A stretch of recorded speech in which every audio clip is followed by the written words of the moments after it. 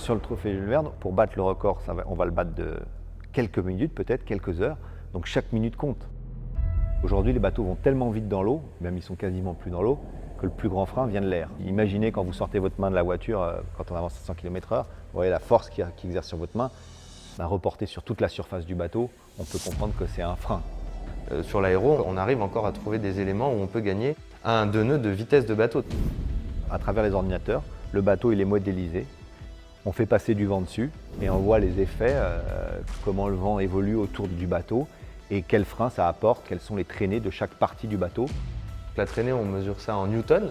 On a des gains de plusieurs centaines de newtons, c'est-à-dire, si on peut reparler en kilos, de 50-60 kg de traînée, c'est très important.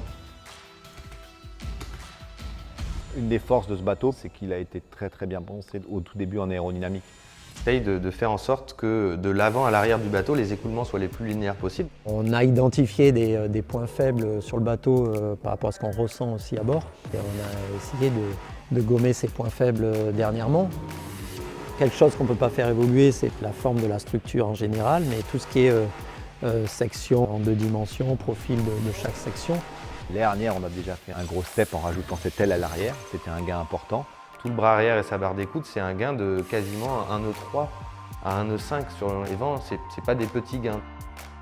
Cette année, on a légèrement changé l'orientation de nos ailes sur les bras avant. En fait, c'est un peu comme un spoiler de voiture, hein. On a changé un peu l'incidence. On a relevé la bâche dans la crosse et en plus on les a rallongés. On a essayé de gommer tout ce qui dépassait. On a rajouté une fermeture entre la baume et le cockpit. L'idée, c'est vraiment d'optimiser l'écoulement du flux entre le mât et l'arrière. Tout est fait pour essayer de réduire la traînée du bateau et du simple détail à des choses plus visibles comme cette casquette là, qui a été rallongée pour pas que l'air soit perturbé jusqu'au bout de la grand voile. On arrive à réduire de 15% la traînée totale du bateau entre 2017 et 2020. Petits plus qui font des grands plus, quoi, additionnés.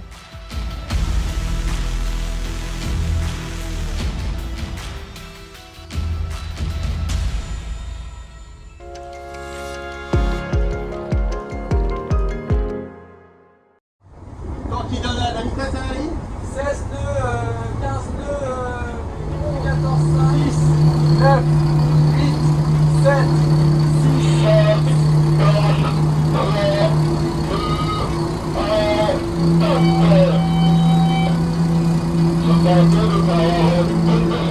bon départ.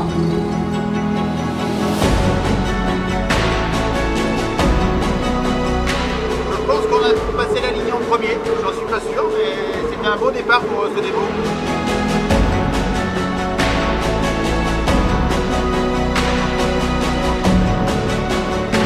Là on est entre 35 et 40 nœuds, donc c'est cool, mer plate.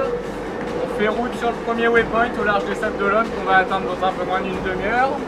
Là-bas on a un petit virement à faire avant de repartir dans l'ouest avec du vent de même intensité au début, donc ça va encore aller vite au début. Et après ça va mollir, refuser, on va finir au près avec moins d'air. Mais le système est quand même assez instable, donc on est quand même prêt à tout.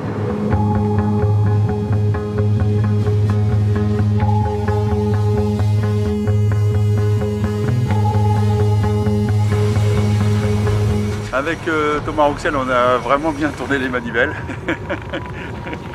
C'est physique, hein. Faut vraiment, faut pas s'arrêter. Hein. Mais je trouve l'exercice à la fois technique, physique, mental, technologique absolument magique.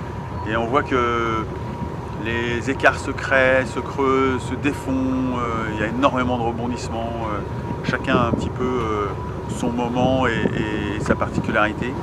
On a un peu plus de 10 000 à rattraper en un peu plus de 2 heures.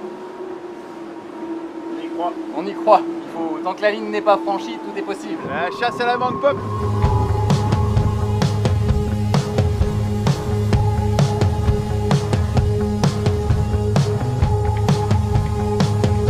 Banque Pop, on s'est bien tiré la bourre et même à Actuel, on s'est bien tiré la bourre tout du long et c'était effectivement très serré à la fin. On arrive avec moins de 4000 derrière, donc pour ces bateaux-là, c'est très proche. C'est super de pouvoir se confronter avant la Jacques Vabre. On a encore un stage la semaine prochaine.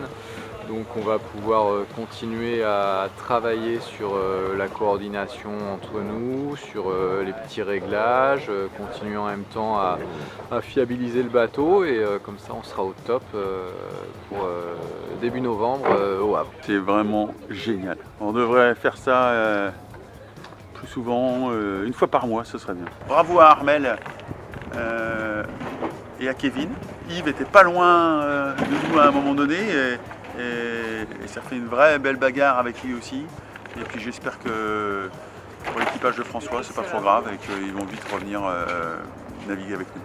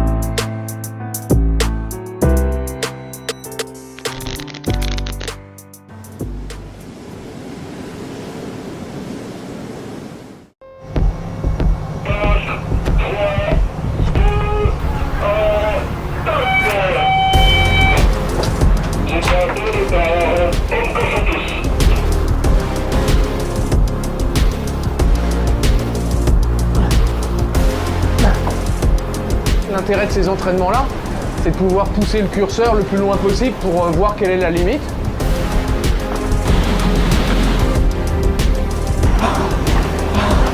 Qu'on ne dise pas après que la voile, c'est pas du sport.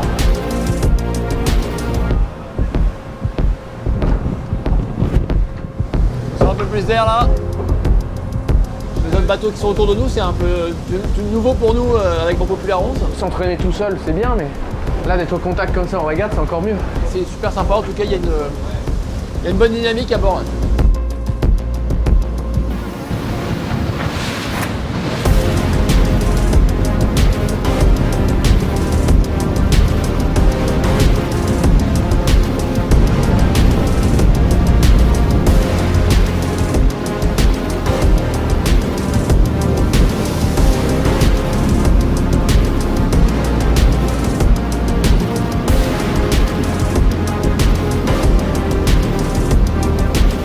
La nuit a été assez tonique, on a eu pas mal de manœuvres à faire avec Kevin, mais tout s'est bien passé, on a réussi à conserver la tête de la course. Et donc on glisse voilà, à 30 nœuds de moyenne vers l'arrivée.